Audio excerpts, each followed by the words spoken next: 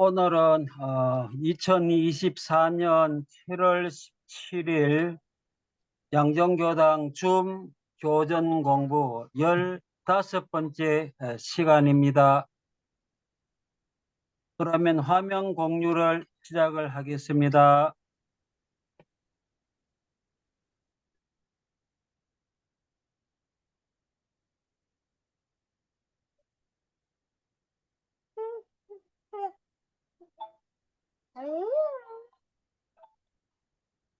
자, 오늘 공부는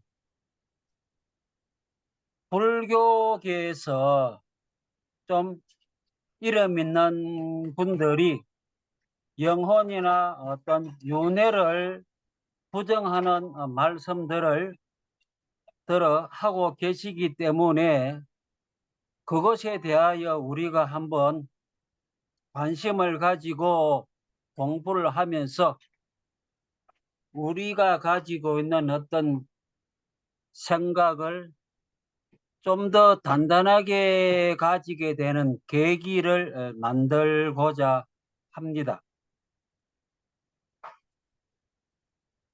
요즘 대표적으로 향봉 스님이 유튜버라든지 그런 데 보면은 많이들 나오고 계십니다. 예를 한번 들어보면은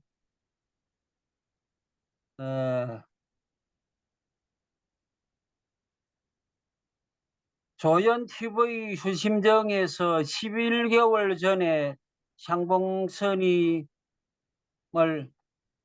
인터뷰하고 막 대화를 나누는 것도 조회수가 한 31만 정도 나오고, 그 다음에 2024년 3월에 지리산 실상사에서 보현법회를 1부, 2부, 3부 유튜브에 나오는데, 그것도 보면은 7.3만에, 1.2만에, 3.9만에 이런 식으로 많은 사람들이 보고 그 영향을 좀 받고 있습니다. 뒤에도 보면은 어떤 허정 스님이라는 분이 찾아가서 좀 대립을 한다 해야 할까, 서로 윤회의 문제에 대하여 있다 없다로 나누어져서 강하게 이야기를 주고받는 그런 있었는데, 그것도 보면은 1부는 4.1만에 2부는 10만에 가량의 조회수를 보이고 있습니다. 그거 찾아보면 밑에 상당히 많습니다. 7만에 6.9만에 이런 식으로 이런 식으로 많은 영향을 미치고 있는 것에 대하여 우리가 한편으로는 공부 기회를 마련해 준다는 점에서 한편으로는 상당히 고마운 면이 있습니다.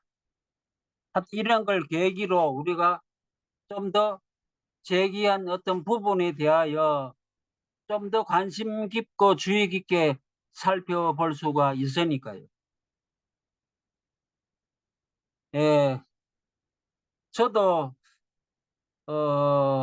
우리 공부 모임에서 이 원래 불교 경전에서 이 윤회나 무화에 관계되는 그런 자료들을 좀 찾아가 정리를 해 두었었는데, 그 바로 거리로 들어가기보다는 어떤 이걸 부정하는 어떤 주장을 먼저 소개하고 그것에 대하여 우리가 어떻게 대답을 하고 정리할 것인가, 그렇게 출발을 하는 것이 좋겠다는 생각이 들어서 제가 그 월요일 날 영광도서에서 그 향봉스님의 어떤 책을, 창골 노정의 화려한 점심이라는 책을 한 권 샀습니다. 그래가지고 화요일 날 서울 올라오는 기차칸에서 좀 읽으면서 올라왔습니다.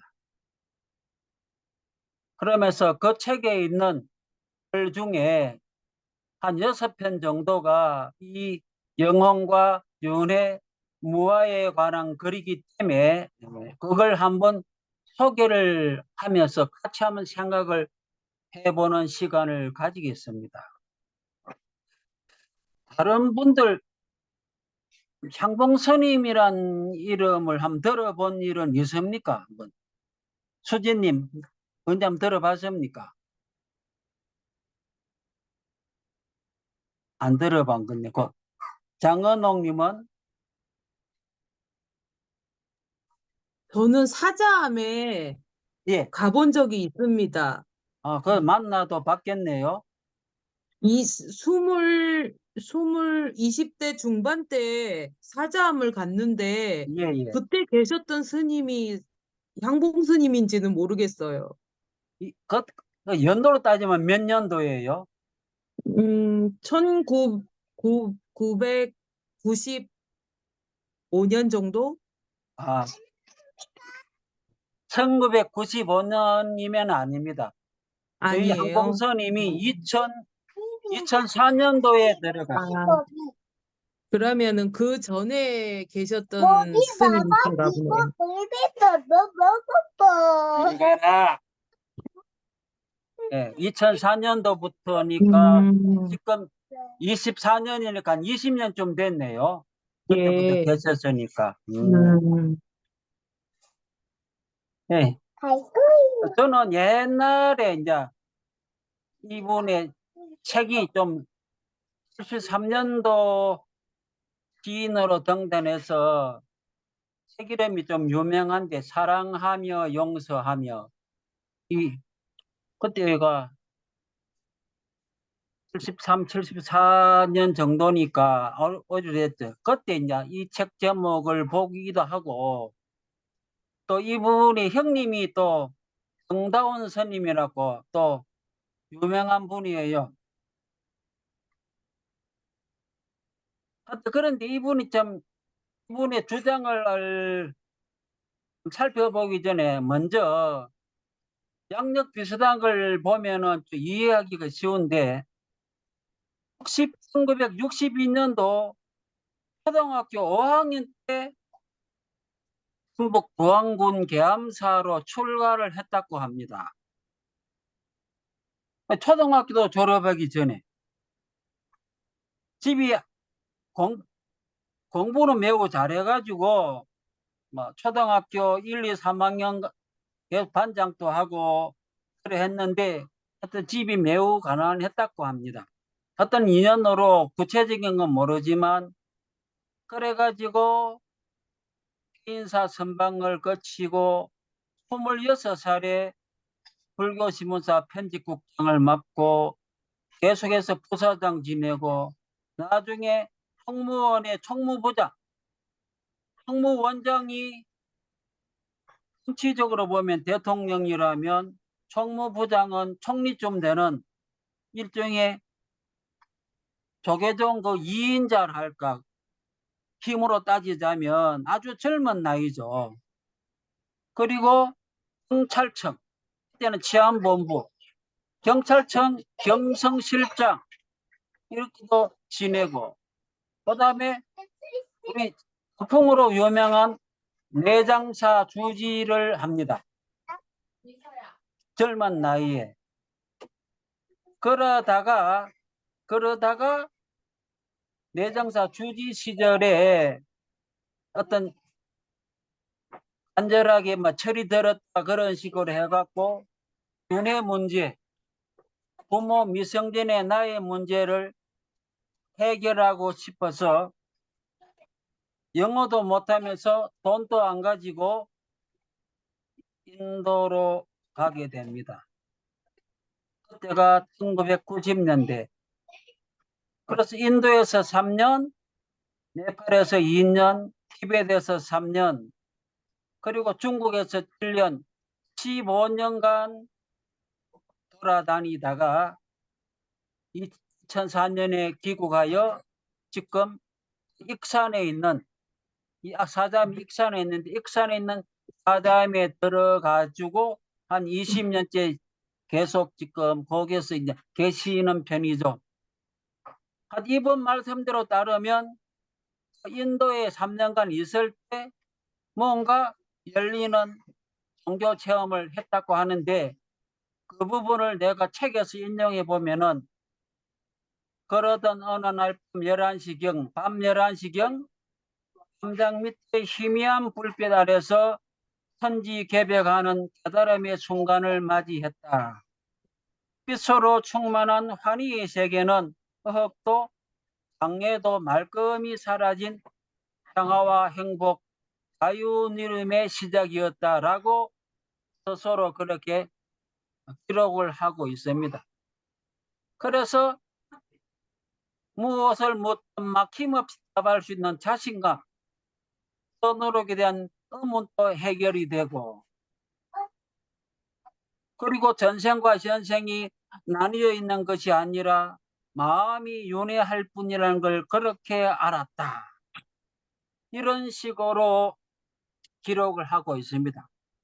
그 뒤에 네팔 이런 식으로 가서 중국까지 해갖고 그 해외에 머무르는 그런 경험을 하게 되는데, 우리가 이런 데서 체험이란 것에 대하여 우리가 조심스럽게 한번 생각해 볼 필요가 있습니다. 왜냐하면 체험은 아주 주관적입니다. 그리고 내가 뭔가를 알게 됐다 하는 것도 아주 주관적이에요, 사실.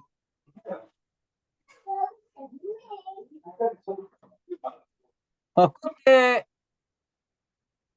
이분의 경전에 대한 구절을 해석하는 걸 적어놓은 게 있어서 우리가 과연 어떤 상태인가 하는 걸 조금은 볼 수가 있습니다.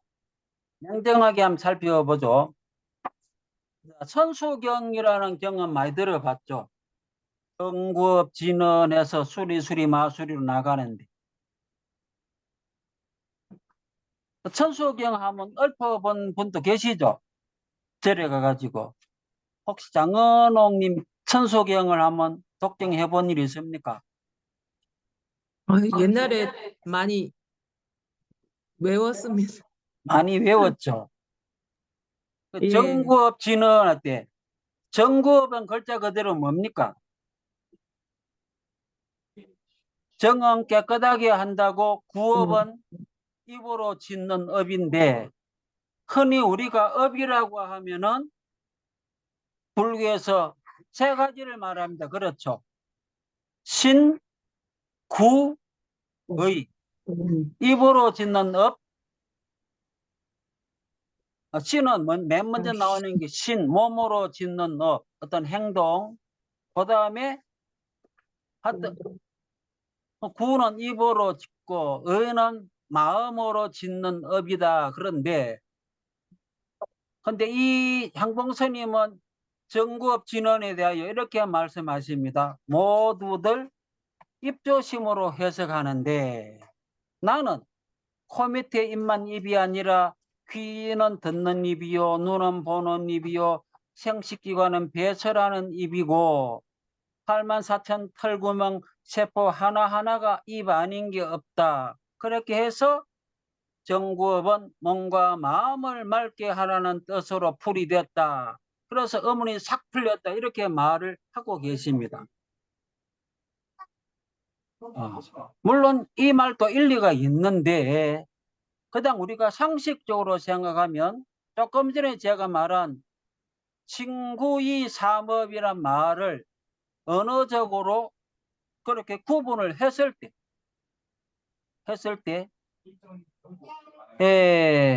귀, 눈, 생식기관, 털구멍, 세포 하나하나는 구업에 소속이 됩니까? 신업에 소속이 됩니까?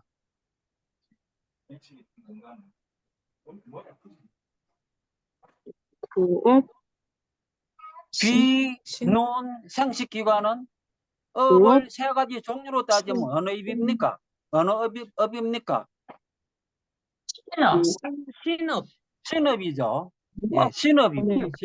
몸에 속하는 거죠. 그렇죠? 몸에 속하는 업인데 그게 상식이죠. 그런데 그 입을 확대 해석해서 눈도 입이고 생식기관도 입이고 하는 건 우리가 친구의 세 가지를 나누지 아니할 때는 이렇게 막 얼마든지 연결시키도 되지만은 친구의를 이왕 나누어 놓은 이상에는 사실은 구업이 아니라 신업이죠.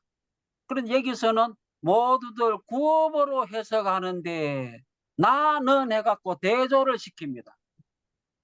이렇게 되면 보통 상식적인 선에서 조금 설득이 됩니까? 조금 고개가 갸우뚱해집니까? 그러니까 이분은 나름대로 깨달았다 하면서 이렇게 해석이 되더라, 어머니 풀렸다 이렇게 말씀하시거든요. 자, 그 다음 하나 더. 금강경에 나오는 거 억무세주 이생기심. 너무나 유명한 말인데 그 머무는 바 없이 그 생각을 내라, 마음을 내라.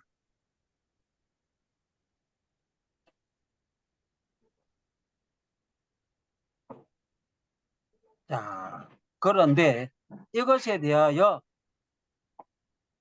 뭐라고 말씀을 하는가 하면은 한 생각이 일어났거든. 일단 과거입니다. 마땅히 그것에 집착하지 말라. 즉 이것은 생각이 일어나고 난 뒤에 그 생각에 집착하지 말라고 풀이해지면 뜻이 분명해진다라고 밝히고 있습니다. 자, 그런데 원불교 무지성법에도 나오죠. 자, 이 항봉스님의 견해에 대하여 조금 긍정적입니까? 조금은 부정적인 생각이 듭니까?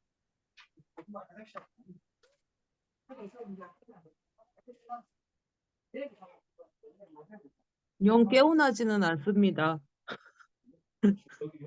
깨어나지는 않다. 또 다른 예. 분,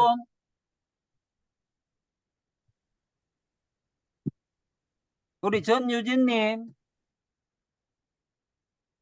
말 들어봤잖아요. 억무세우주 이생기신 무지성법에는 풀이도 나오고 그랬을 때 그걸 우리가 한 생각 일어나고 난 다음에 그 생각에 집착하지 말자.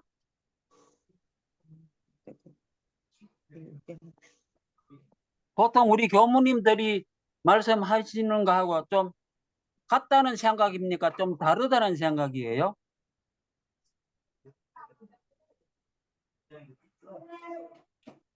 지금 전유진님 그 마이크 켜고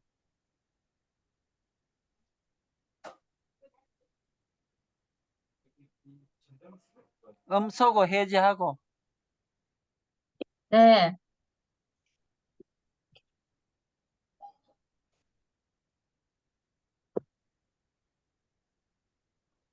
여보세요? 예.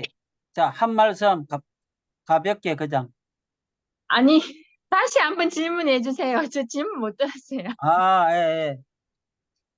억무소주 이생기sem이 우리 네, 무시성법에 나오는 구절인데 네. 그것을 이 항봉스님은 한 생각이 일어나고 난 다음에 그것에 그 생각에 집착하지 말라 그렇게 했습니다. 그러니까 뜻이 분명해졌다 그렇게 이야기합니다. 네. 이 앞에 말 마땅히 머무는 바 없이 그 생각을 내라 라는 번역에 대하여 설명해서 헤매더라.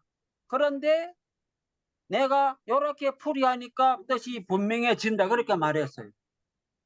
혹시 말이 안 맞는 것 같은데. 말이 안 맞는 것 같죠? 네. 어떤 점에서? 그거는, 음, 번역하면 때 이나 마땅히 그 주체가 뜻이 설명 잘 못하겠는데. 설명을 잘 못하고. 예. 우리가 응모소주 이생기심을 실생활에서 적용한다고 생각을 했을 때 우리가 생활 속에서 친구들과 만나기도 하고 뭐 TV를 보기도 하고 책을 보기도 하고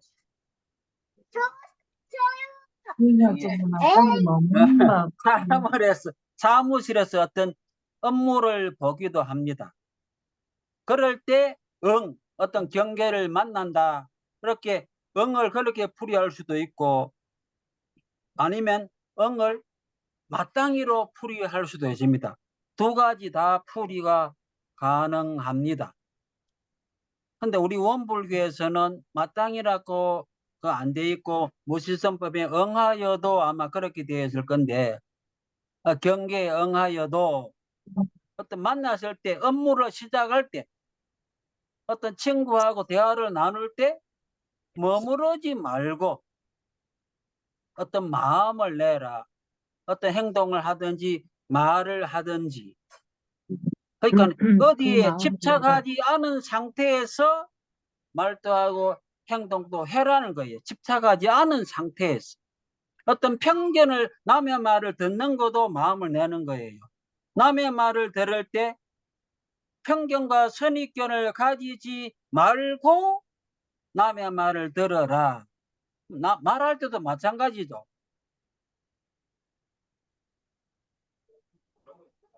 거기 이제 흔히들 말하는 응모소주 이생기심 머무르지 말고 어떤 생각 마음을 내라.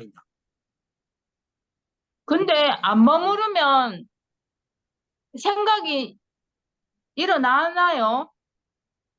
이 생각을 머문다는 것이 여기서 우리가 머문다가 무슨 뜻으로 해놨느냐 이 머무다 주자인데 무슨 뜻일까요? 이 주는 무엇의 준말일까요? 무엇의 중 우리가 정신수양에 보면은 정신수양을 뭐라고 풀이합니까? 정신이란 해갖고 뭐란 말 나옵니까? 정신이란 정신수양에서 정신이란 뭐다? 정신이랑 분별 주착이 없는 분별 주착이 없는 분별 각자의 주착이에요. 분별성과 주착심이.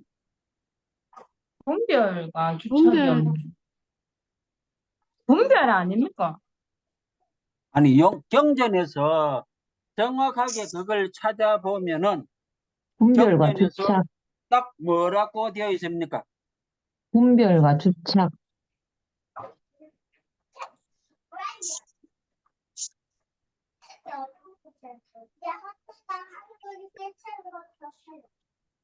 정신수양 분별 주착이 정가 수차심이 없는 마음을 이름이니 뭐 이렇게 되어 있는 거 아니에요?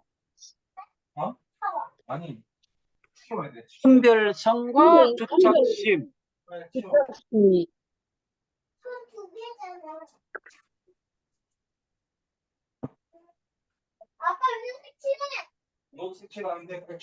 분별성과 주차심이 없는 경지의 이름이요 이래 있거든요. 분별성과 주차심이 없는 성가 돼 있네요. 분별성과 주착심이 없는 경지를 이름이요. 수양이라 하면 안으로 정신수양이 분별성과 주착심이 없이 하며 성이라 분별성 주착심이라고 딱 정확하게. 아니야. 어제 쓴 거 이거 거짓. 아니 진짜. 아까 민설장 자, 제가 들고 왔는데 분별성과 정신이라 주착심 하면 마음이 뚜렷하고 뚜렷하고 고요하여 고요하여 분별성과 분별성과 주착심이 주착심이 없는 없는 경지. 경지. 물론 뭐 분별 주착이란 말도 해도 되는데 정확하게 우리가 인용을 하자면 분별성과 분별성과 주착심이 주착심. 없는 경지. 그럼 수양이 뭐냐? 분별성과 주착심을 주차심 없이 없이 하는 거. 우리가 연부를 하든 자선을 하든 그걸 우리가 수양이라 하는데 왜 연부를 하고 왜 자선하느냐? 뭘 얻게 하려고? 번뇌를 얻게 하려고? 망상? 그런 걸 다르게 말하면 분별성과 주착심. 하여튼 이제 분별성이라는 것은 그냥 분별이 아니고 우리가 자꾸 어떤 것을 대할 때 변화하는 이것저것을 나누어 보려는 어떤 경향, 자꾸 나누어 가지고 나누려 하는 거. 그러니까 전체적으로 전체도 보고 그것에 속해 있는 부분도 같이 봐야 되는데 전체를 잘 못 보고 그거 자꾸 나누어 쪼개려 하는 그런 경향을 분별하려는 성질. 뭐든지 우리가 나누어 부자냐 빈자냐 혹은 학력이 높으냐 낮으냐 미남이냐 추남이냐 하여튼 공부 잘하나 공부 못하나 이런 식으로 자꾸 어떤 사람을 대할 때 나누어서 어디에 소속시키려 하는 거. 그냥 물론 구분은 할 줄 알아야 되지만 자꾸 나누려 하는 그런 습성, 이게 분별성이고 그래갖고 그 나누어놓고 하나에 집착을 하는 마음. 이 주착심할 때 이 주자 억무소주 이생기 이 주자는 바로 주착심의 준말이에요. 주착심. 머물러 버린다. 거기 이동하는 것이 아니고 거기에 머무르고 있다는 거예요. 머무르고 있다. 그 생각에 저 사람은 학력이 되게 낮은 사람이다. 예를 들면 향봉스님은 학력이 뭐예요? 초등학교. 초등학교 졸업도 못했죠. 네. 그래가 뭐 책도 많이 보고 시도 많이 쓰고 했는데 하여튼 학력은 그렇죠. 네. 그러면 무슨 경험이 없습니까? 학습 경험이 없어요. 국어에 학생들 대한 우리는 경험이 없지. 중학교 고등학교 3년의 학창 시절의 친구들과의 경험, 고등학교 3년 시절의 어떤 경험, 대학교 보통 막 4년 지낸다면 그런 보통 사람이 있는데 또 없고, 그다음에 또 어떤 직장 생활, 그죠? 음. 그런 경험이 없죠. 네. 정규 교육 과정을 초등학교 5학년까지밖에 안 했으니까. 그런데 우리가 어떤 사람을 대할 때, 저 사람은 학력이 저 정도밖에 안 된다 하는 어떤 선입견을 가지고 그것에 머물러 있으면서 그 사람을 대하면 그 사람에 대한 이해가 제대로 안 되겠죠. 계속 머무르고 있으니까. 이때 억무소주 이생 그 주는 머무르다 주자는 계속 거기 머물러 있는 경우를 말해요. 거기. 그래서 뒤에 착자가 자꾸 붙을 착자잖아요. 그래서 어떤 것을 나누어 갖고 그걸 바탕으로 그 정보를 바탕으로 일을 진행시키는 건 맞는데 딱 그런 고정관념이나 선입견이나 그런 것이 머무르고 있으면 안 된다 이거죠. 그래 되면은 생각 자체가 엉터리죠. 그걸 강조하는 건데 지금 향봉스님의 경우는 어떤 생각이 이미 일어났어. 그런데 그것에 집착하지 말아요. 나쁜 생각도 일어날 수 있고 좋은 생각도 일어날 수 있는데 한번 일어난 생각을 그것에 집착하지 마라. 그 시간적 순서가 좀 전혀 원래 의도했던 바하고 좀 달라지죠. 뭐 그렇게 해석을 할 수도 있지만은 하여튼 우리가 여기서 나름대로 인도에서 3년간 있을 때 경험한 일이에요. 깨달음의 체험을. 그 전에 조계종 총무부장이나 그 대풍으로 유명한 내장사 주지까지 하는 분이에요. 아주 절의 경험이 풍부한 사람이에요. 요직도 많이 거친 사람이에요. 그래서 뭔가 깨달음을 더 확실히 하려고 인도에 가서 고생 끝에 이런 체험을 했는데 그 체험을 한 바탕에서 나름대로 깨달음을 얻었다 생각하고서 지금 금강경 해석이나 천수경 해석을 하는데 보통 우리가 하는 상식적인 거하고 조금 다르죠. 그래서 우리가 어느 하나가 옳다 그러다를 떠나가지고 이런 차이점에 대하여 우리가 한번 주목을 하면서 그것이 의미하는 바는 무엇일까를 우리가 한번 사실은 생각을 해봐야 됩니다.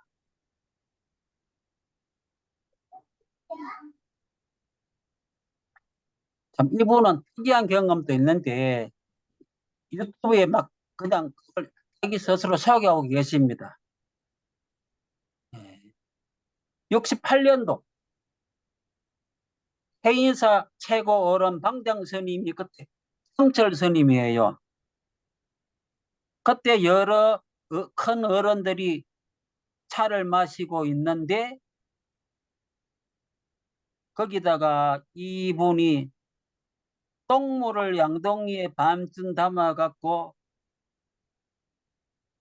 똥물 쏟아내며 먹거리는 대중이 평등해야 합니다 하고 외친 사건이 있었어요. 즉 높은 스님들이라고 구운 언양을 구워가지고 이 가턴이 아니고 가른이다. 가른.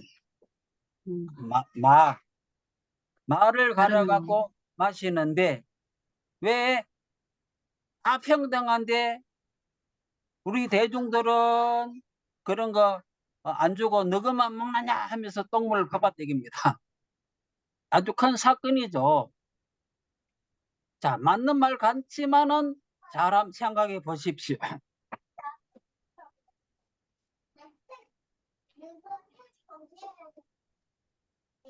평등이라는 것이 어떤 식으로 적용되어야 할까? 평등이라는 것이 바로 다음에는 이분이 주동이 돼갖고 스님들과 복딩이와 삽을 들고 휴지실하고 총무실에 당구들을 다 패쳐버립니다.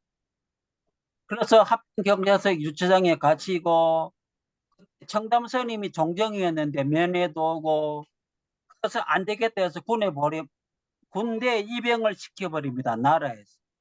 그래서 3년간 단기하사 복무를 하면서 여기서도 줄기차게 사단장 막무가내로 찾아가고 하사관학교 교장 찾아가고 해서 그 나름대로 열정을 인정받아서 법당을 열고 여기서 성복 입고 법사 역할을 하면서 3년간 근무하는 그런 열정도 보입니다. 특이를 읽다 보니까 특이한 원불교 관련 이야기가 나와서 한마디 그대로 보자면 초등학교 4학년 때 반장 성적이 떨어졌는데 누구에게 떨어졌느냐? 1학년에게 떨어졌는데 일자연이 어떤 년이냐 뻐드렁이 돼갖고 그때 칠판에 교실 칠판에 상뻐드렁이 드라큘라 해갖고 크게 서니까 길자가 막 크게 반대로 행동 막 아들 해가지고 그러니까 선거에 떨어졌다. 그런데 나중에 보니까 어떤 젊은 부부가 찾아왔는데 우리 엄마가 그 길자연이다. 간암으로 돌아가셨다.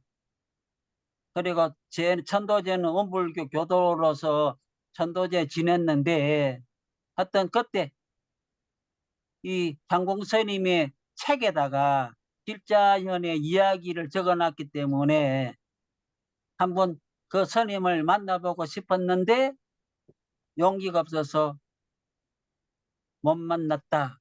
또 그런 이야기를 아들이 하더랍니다. 하여튼 그 길자현이 선거에 졌는데 그때 이 향봉스님은 너무 가난했고 길자 아줌마는 좀 집이 부유하고 얼굴 예쁘고 그렇게 적혀 있던데 하여튼 원불교 교도로서 하는 그런 구절이 있어서 내가 한번 이렇게 소개를 해 봅니다. 자, 이런 배경을 갖고 있는 어떤 향봉스님이 자, 오늘 소개하는 게 영혼은 없다 해갖고 책에다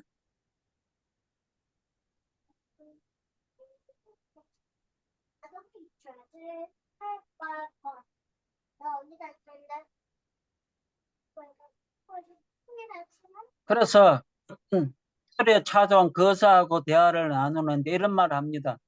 불교의 근본 사상은 무아인데 영혼의 존재를 인정할 수 없는 것입니까? 무아. 참 많이 들어봅니다. 무아. 원불교에서도 무아를 말하죠.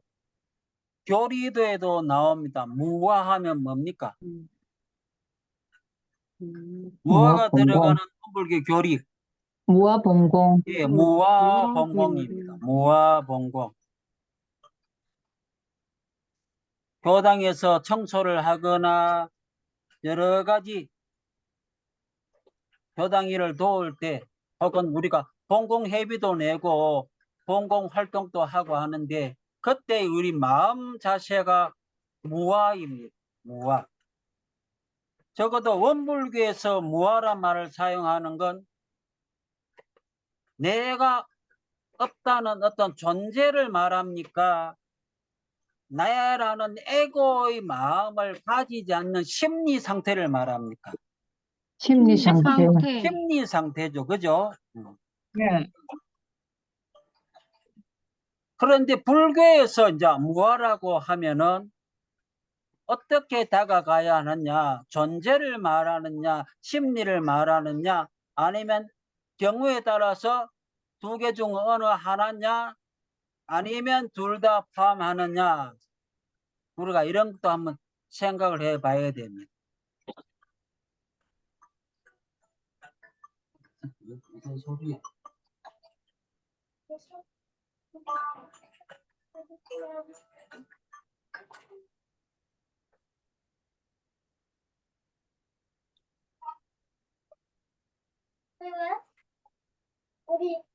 그래서 이 사실 불교에서 무아 갖고 말이 좀 많습니다.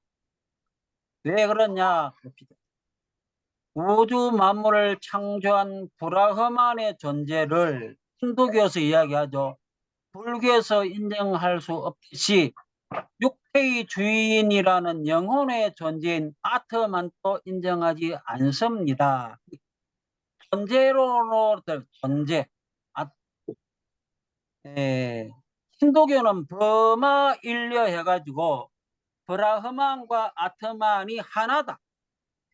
그렇게 들어가는 게 힌두교입니다. 우리 원불교식으로 말하면 법신불과 하나가 되는 거, 이런 상의 합이라는 거. 천지여와 동일체 하는 그런 주문하고 그 구절. 그러니까 어찌 보면 원불교는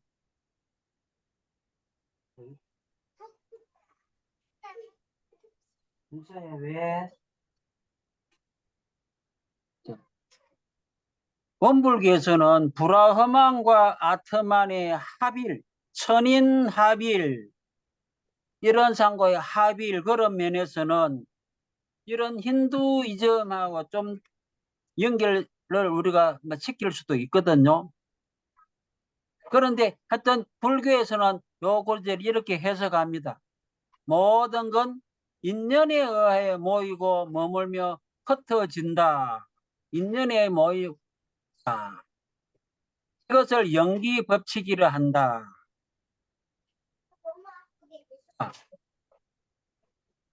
혼자만 존재하는 것이 아니라 모든 인연에 의하여 모인다는 걸 원불교에서는 아주 긍정적으로 활용합니다. 뭡니까? 모든 건 인연에 의해 모이고 머문다.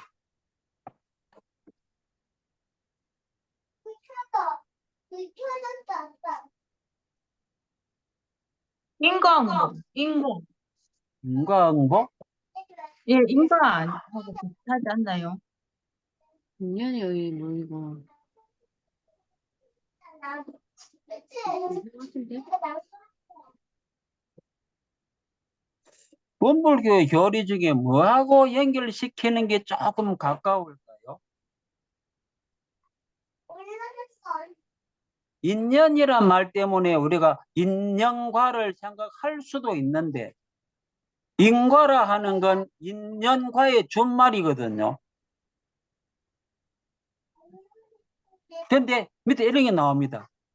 정신작용이든 육체작용이든 복합적이고 종합적인 상호 연관관계의 존재론적 반응이다.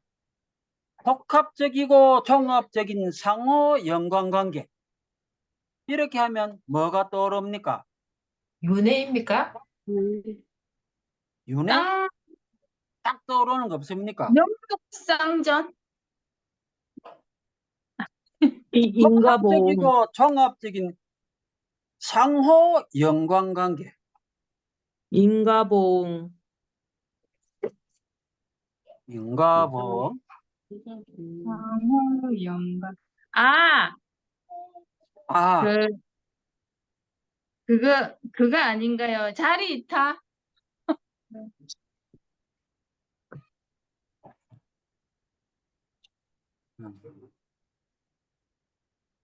그러니까 자, 상호 연관관계로 이루어지는 건 우리 존재죠, 그죠? 우리 존재고 우리의 활동입니다. 우리의 정신적, 육체적 활동, 나라는 존재는 모든 것의 복합적이고 종합적인 상호 연관관계다. 그것이 아니면 존재가 안 된다. 활동도 안 된다. 뭐 떠오르는 게 없습니까?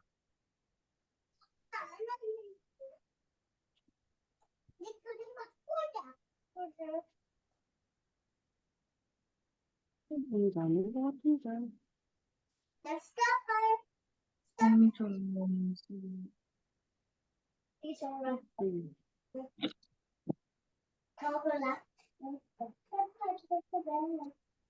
음.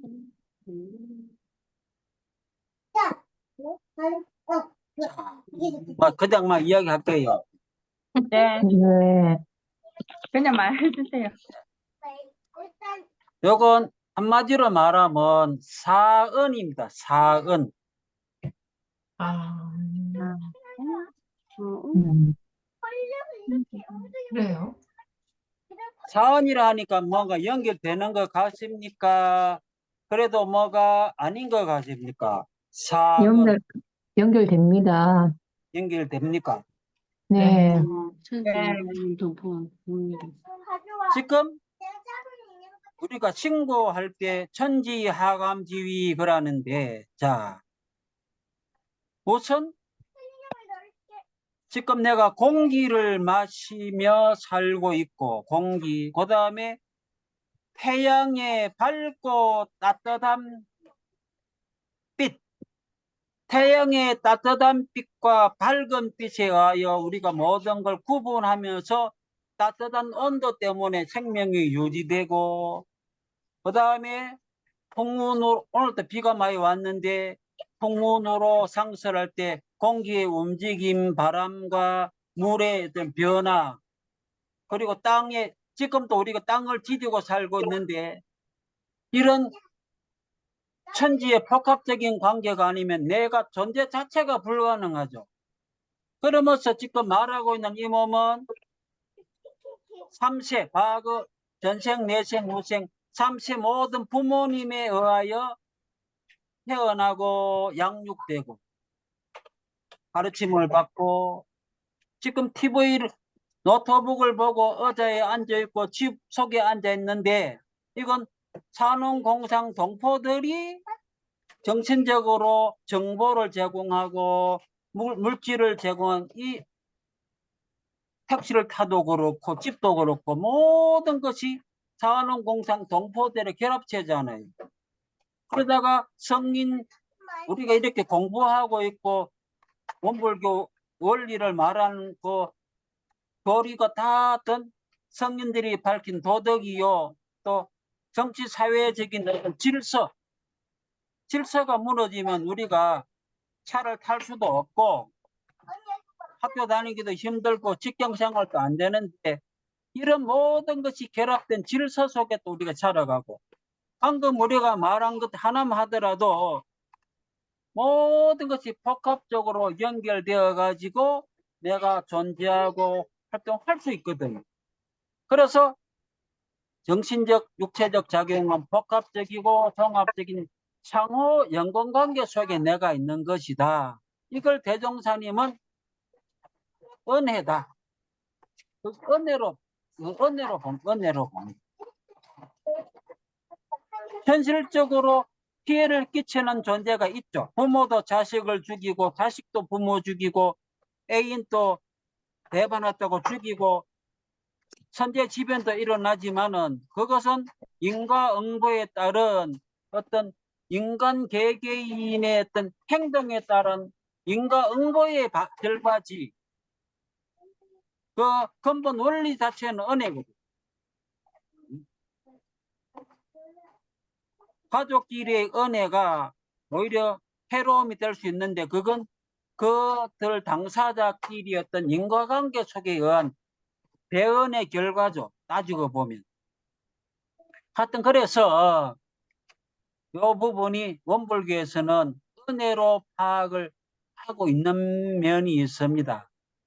그런데 여기서는 영기, 무화 그래가지고 무슨 말을 하는가 하면 하나하나의 기능이 소멸되면 정신작용도 정지됨을 모아라 한다 하면서 영혼은 없다 그렇게 말을 하면서 물질이든 비물질이든 변하지 않는 게 없는데 무엇이 변하지 않고 존재의 윤회를 거듭할 수 있겠습니까? 이렇게 질문을 던집니다. 그리고 이어서 조심할 건 변하면 윤회가 안 되느냐. 지금 윤회라는 건 지금 모든 내 존재 자체가 생각도 변하고 몸도 변하고 다 변하죠. 변하지 않는 건 아니죠. 변화해 가는 그것이 변하면서 윤회를 거듭하는데 10년 전과 내가 변했지만은 하나로 연결된 그 무엇이 이제 흘러가는 거죠. 근데 이제 여기서는 영기이기 때문에 변하지 않는 건 없고 변하지 않는 게 없는데 어떻게 윤회를 거듭하느냐. 윤회가 성립되려면 변하지 않는 게 있어야 된다라고 전제를 깔고서 이렇게 윤회를 부정합니다. 그래서 신론의 진년은 언급하다 보면 시간이 너무 흐르기 때문에 조금 지나가는데 그러면서 앞으로 중론이란 말은 인도의 유명한 용수보살이 지은 책이 중론이라는 책이 있는데 너무나 유명하죠. 거기 이런 말이 나옵니다. 과거에 내가 있었다는 것은 이런 일은 있을 수 없다. 과거에 내 없었다. 이 말 자체를. 100년 전에 내 이런 일은 있을 수 없다. 현생에 있었던 내가 금생에 내가 될 수 없다. 예를 들면 200년 전에 내가 지금의 내가 될 수 없다. 이런 말을 인정하면서 봐라. 용수보살도 읽어보니까 윤회를 부정한다. 이렇게 말을 합니다. 장봉스님이. 자, 그런데 과연 그러면 중론이라는 게 요 부분이 그런 뜻이냐? 그런 뜻이냐 하는 건 우리가 중론을 찾아가 봐야만 되거든요. 요 글만 보면 안 되고 참 조심해야 됩니다.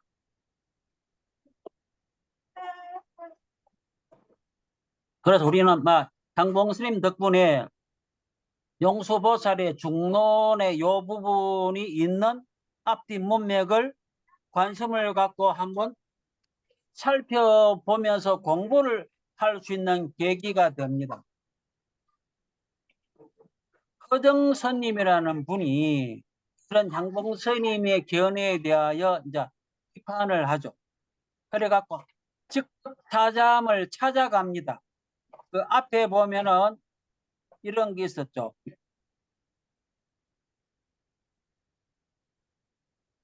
장봉스님, 허정스님 법거량에서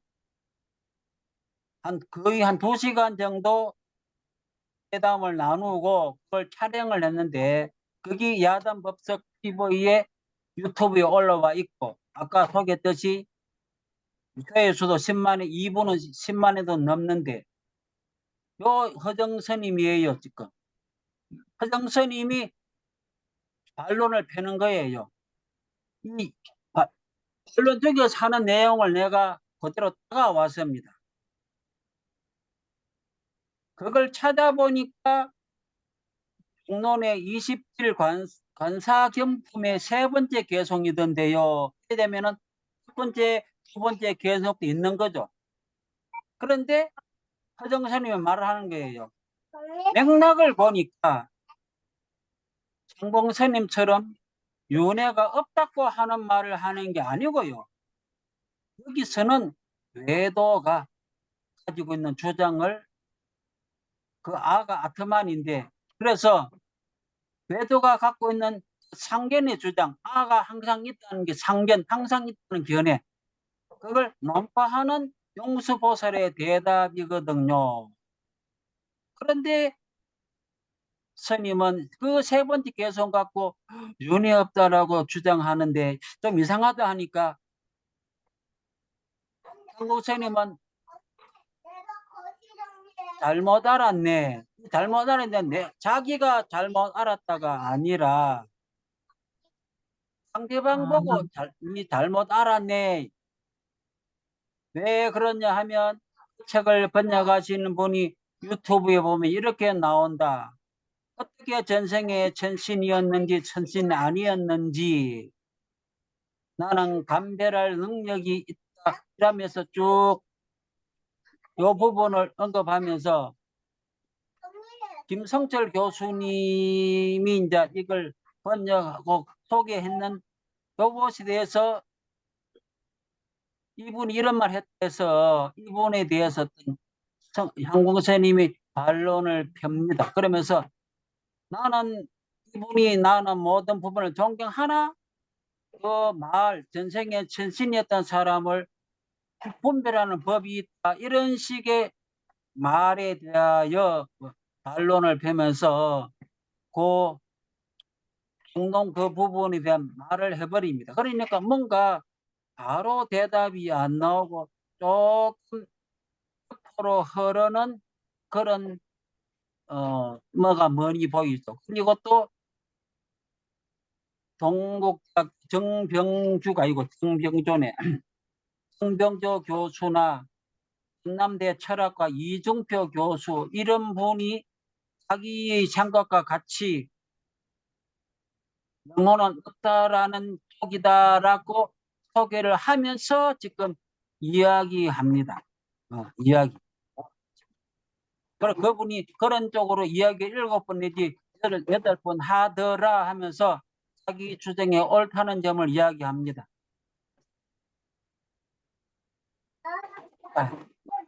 그런데 우리가 여기서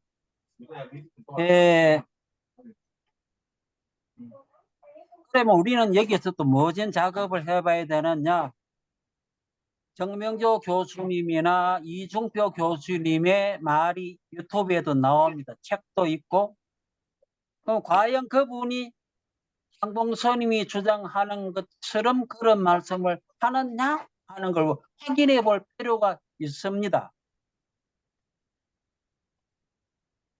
자, 그런데 아빠 다 했어. 그것에 대하여 아주 유명한 김성철 교수, 2020년 11월 달에 돌아가신 교수님이 서울대 치대 나와서 치과의사 하다가 전공을 바꿔서 한국대학에서 불교를 가르치다가 돌아가신 분인데 봐봐. 그 부분을 지적을 합니다. 그분이. 이는 윤회를 부정하는 개성이 아니라 윤회에 대한 잘못된 이해를 비판한다. 그렇게 이야기하면서 그 앞뒤를 소개하고 있습니다. 제 구성. 과거에 나는 잊지 않았다는 이런 일은 옳지 못하다. 그러니까 앞에 그 개성 부분은 과거에 내가 잊지 않았다 했는데 바로 같은 중론에서 과거에 나는 잊지 않았다 이런 일은 옳지 못하다. 과거 세에서의 내가 지금과 다르다는 것 역시 옳지 못하다. 앞에 인용했을 때는 과거의 나와 지금의 내가 다르다고 했잖아요.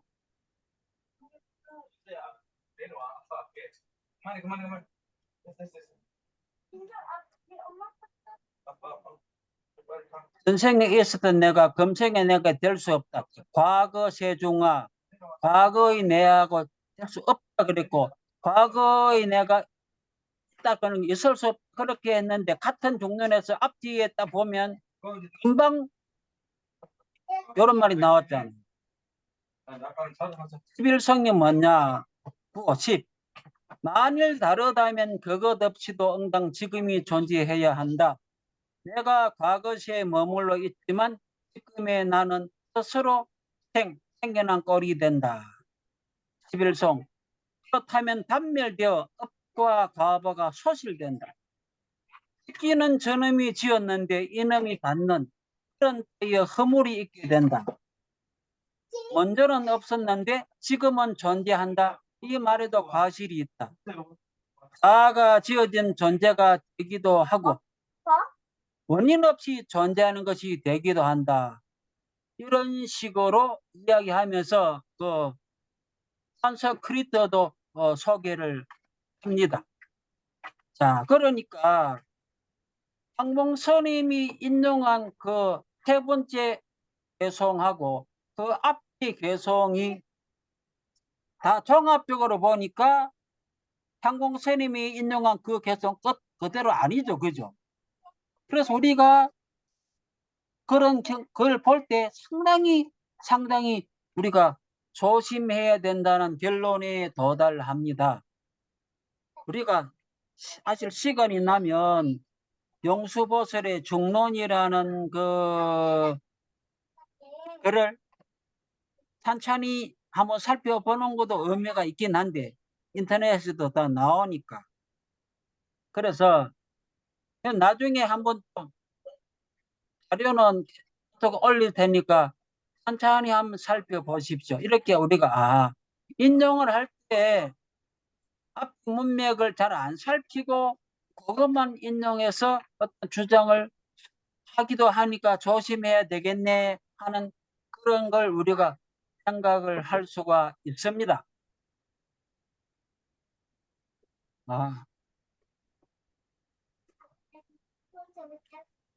그 다음에 이제 이 공스님은 암경의 경전을 인용을 하면서 암경에는 영혼이나 윤회가 안 나온다 막 그렇게 강하게 말씀을 하시는데 이 김성철 교수가 그 암경 혹은 니카야의 초기 경전에는 윤회를 당연시하는 부처님의 설법이 넘쳐납니다 하면서 막 소개를 하고 있습니다.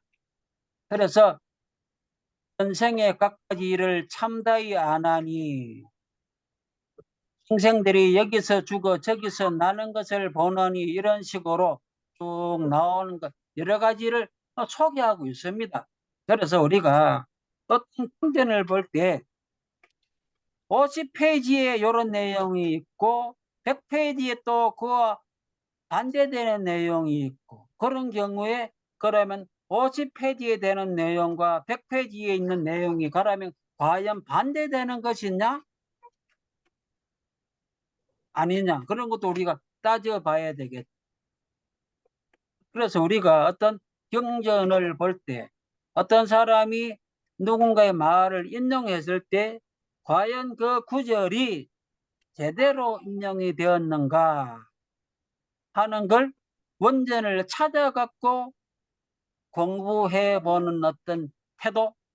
하여튼 그렇게 하면 어느 것이 옳고 어느 것이 잘못됐느냐 하는 걸 우리가 확실히 알게 되고 또 그런 과정을 통하여 또 자기가 공부도 됩니다. 벌써 44분이네요. 시간이 조금 늦게 시작했지만 좀 많이 흘렀습니다.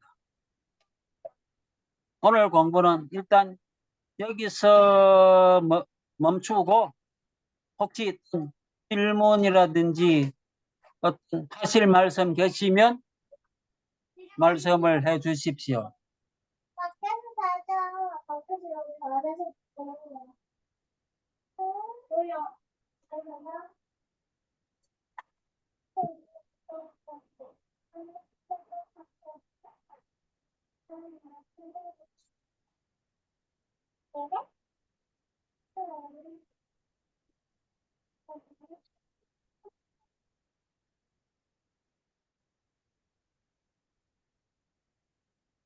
예.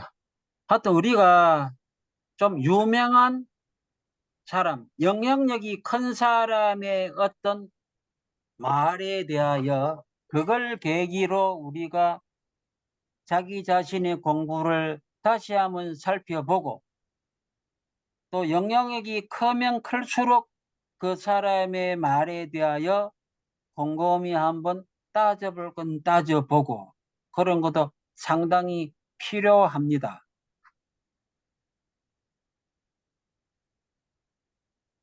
그러니까 이 오늘 못한 부분은 다음 시간에도 이어집니다. 지는데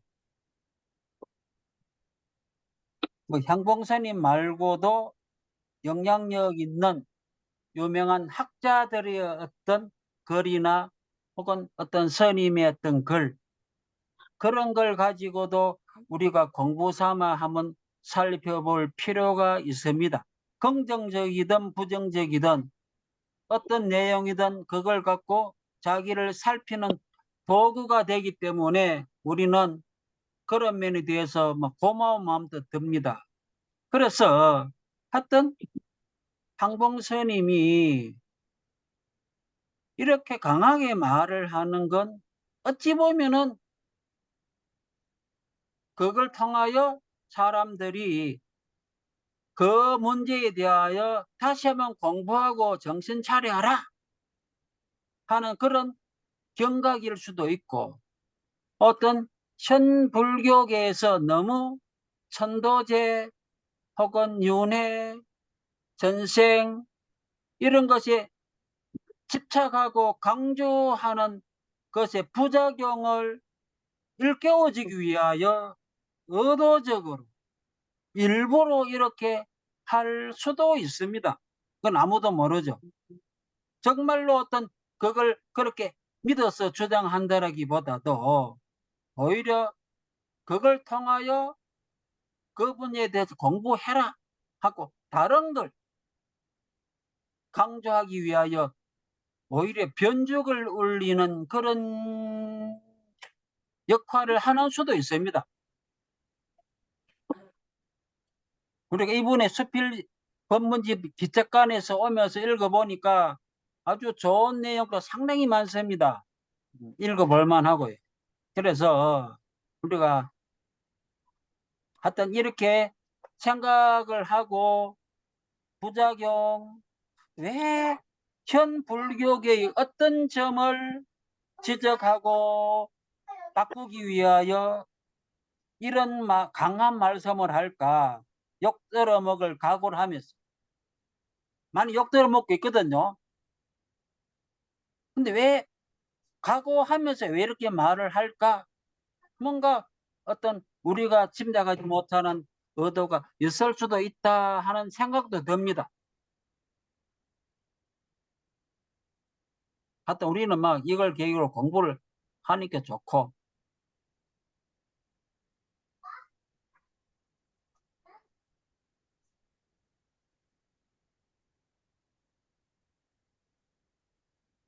하여튼 어떤 분은 인과와 영생을 믿는 사람은 도저히 저런 행동을 못 하는데 어떤 일부 스님들이 마음에 안 드는 행동을 하니까 이 향봉 스님 같은 분은 야, 지금 불교계의 어떤 그런 사람들이 그렇게 하는 거 보면 그 사람들이 인과를 안 믿는 것 같아.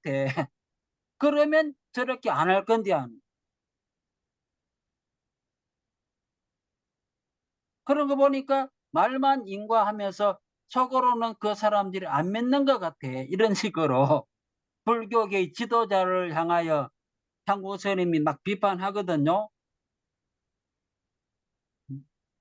그래서 그런 의도도 있는 것 같고, 하여튼 우리가 사실 이 문제만큼은 확실하게 해야 우리가 몸과 마음과 행동으로 짓는 신구의 사업을 우리가 청정하게 할 거거든요. 인과를 확실히 믿으면 안 할래야 안 할 수가 없습니다. 생각 하나도 인과를 짓는 것인데 에고에 집착하는 순간 인과가 안 좋게 나타나는데, 그래서 절대 에고에 집착하지 않는 어떤 무아봉공만이 정말로 나와 여러 사람에게 이익이다 하는 점을 영생과 인과를 알면은 저절로 무아봉공이 안 나올 수가 없습니다. 물론 어떤 평소 알긴 알지만 습관 때문에 안 되는 수도 있긴 있지만은, 자, 별 다른 것이 없으면 오늘 공부는 이것으로 마치겠습니다. 그러면 녹화를 일단 중지하겠습니다.